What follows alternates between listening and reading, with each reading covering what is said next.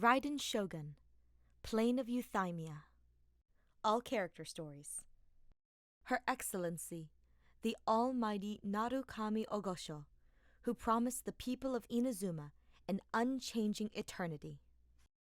The Raiden Shogun is the awesome and terrible power of thunder incarnate, the exalted ruler of the Inazuma shogunate.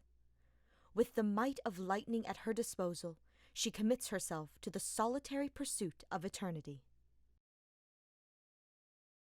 Character details. Since the dawn of life, humankind has always borne an intense yearning for and curiosity about the world. This is the anchor point of their cognition, and is the foundation of all reason. The world of the people of Inazuma is also thus. There, thunder, lightning, wind, and rain were primordial facts of life, as well as light and the sea.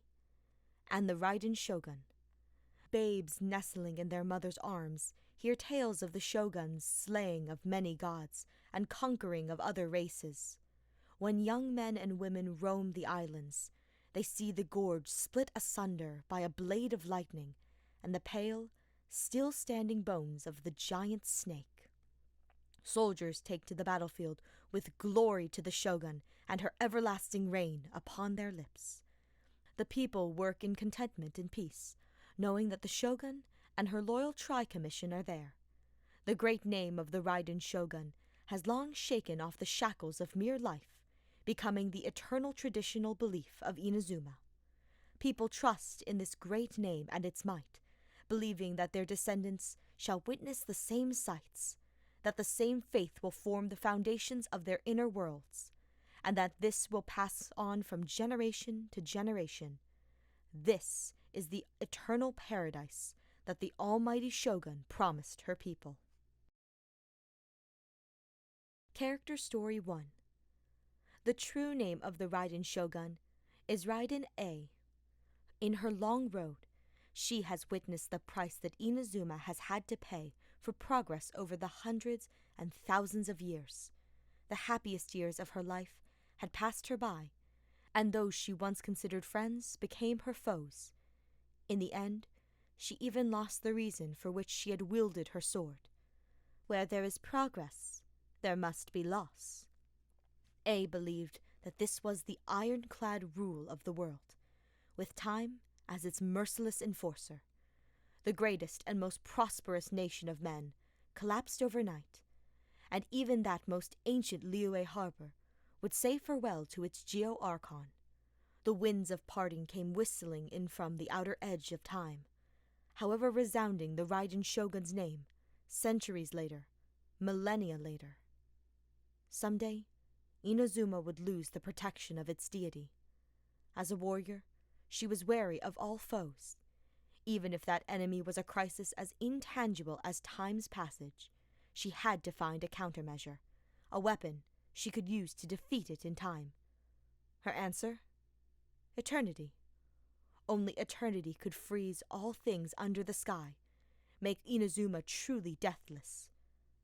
Then, while things are still good, let us have stillness. Let us march towards eternity.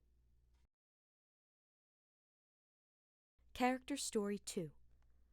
For beings with a perishable form of flesh to pursue eternity, they must first solve the unavoidable problem of lifespan.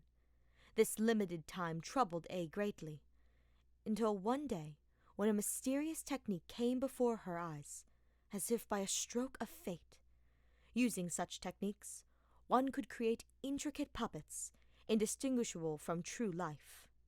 In theory, this puppet could perfectly imitate everything about A. It could surpass the limits of her lifespan, and defend Inazuma forever. Yet, how could creating a copy of an Archon be a simple affair? A conducted countless experiments to this effect, disregarded a great many failed products, and spent an unimaginable amount of time and resources. But at last, by her dogged pursuit and warrior spirit, she was able to create a flawless puppet. The newborn Raiden Shogun sat there silently, listening to A speak about her, and even about them. The future of Inazuma was here, inscribed upon a glorious blueprint. The automaton had but one question to ask A. There is no turning back from forsaking your form. Do you regret nothing? Your existence is my answer.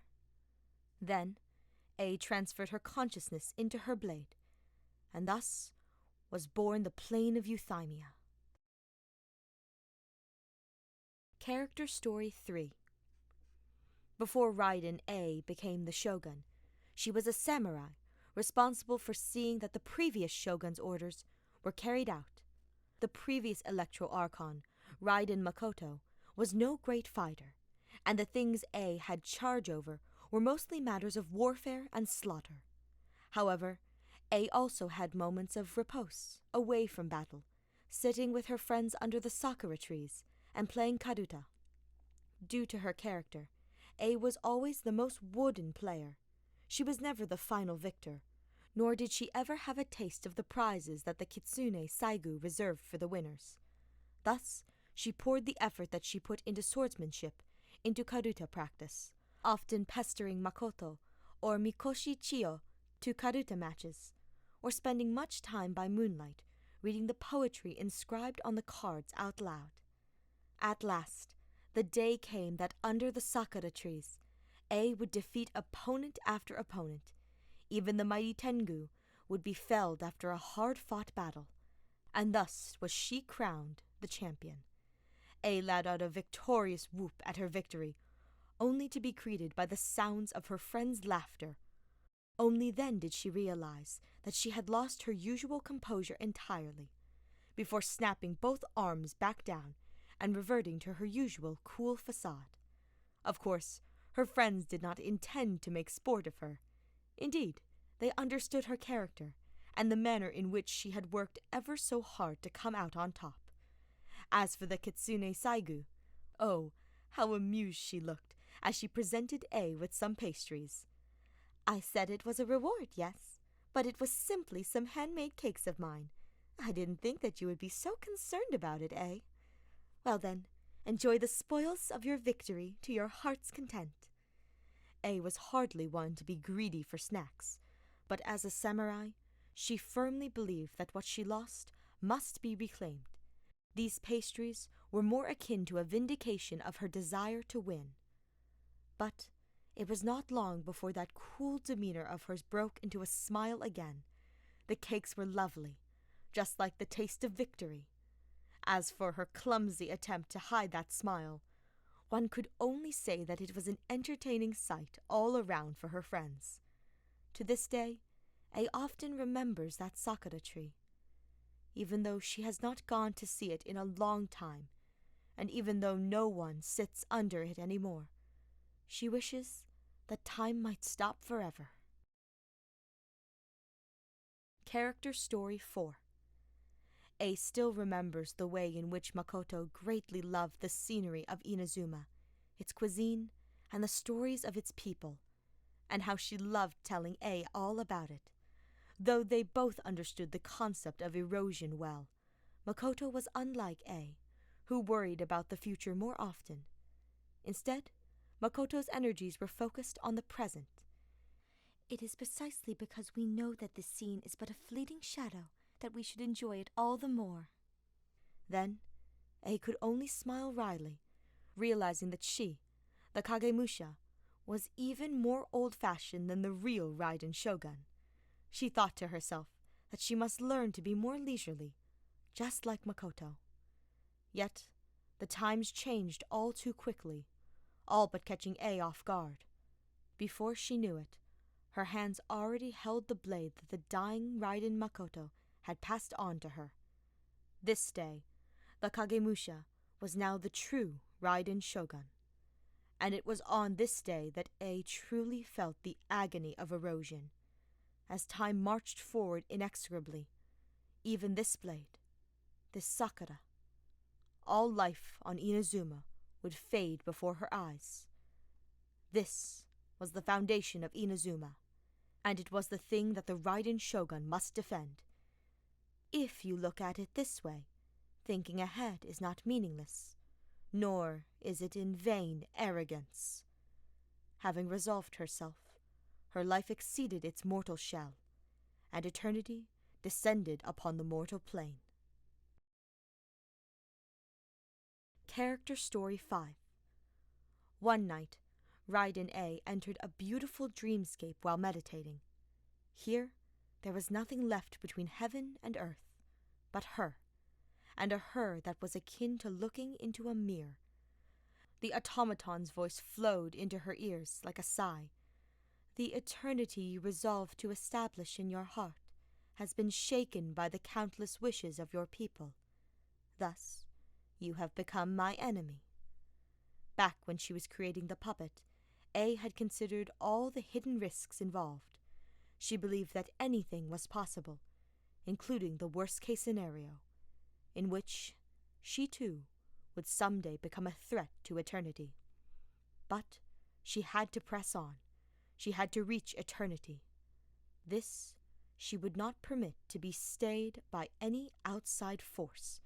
The puppet's words were something that she had asked herself long ago. You believe that you are more firmly convicted now than you were yesterday, and that is why you are presently correct. Is that so? Do you presently have some new ideas, or have you too fallen victim to inexorable erosion? Their faces were the same, but they spoke of different ideals. The battle with herself, with her past, would come someday. But it was not this day. A knew well that she was not yet ready.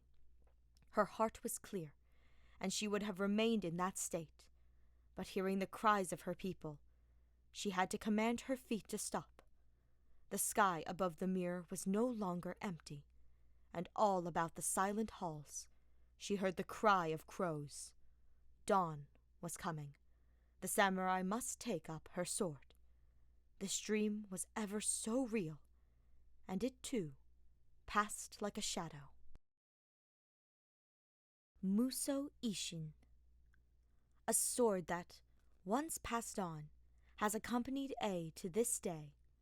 This sword has had two wielders, and has witnessed both time and eternity. It was born from Raiden Makoto's divine might, but it was never once sharpened. It took after its owner, of course, for Makoto was not one for battle. It was but a symbol, a sign of true peace. The day Makoto passed on, it was given into A's hands. The sword was stained with blood then, and as the blade drew its first taste of crimson, the dripping ichor was blown aside by wild winds and blazing thunder. Makoto gave it the name Musou Isshin, and desired to have it witness an Inazuma as lovely as a dream, and the noble hearts that dwell in this world. A did not change its name, for she too had looked out over that vast scene of beauty, and the sight of it had engendered a stronger, purer dream in her own heart.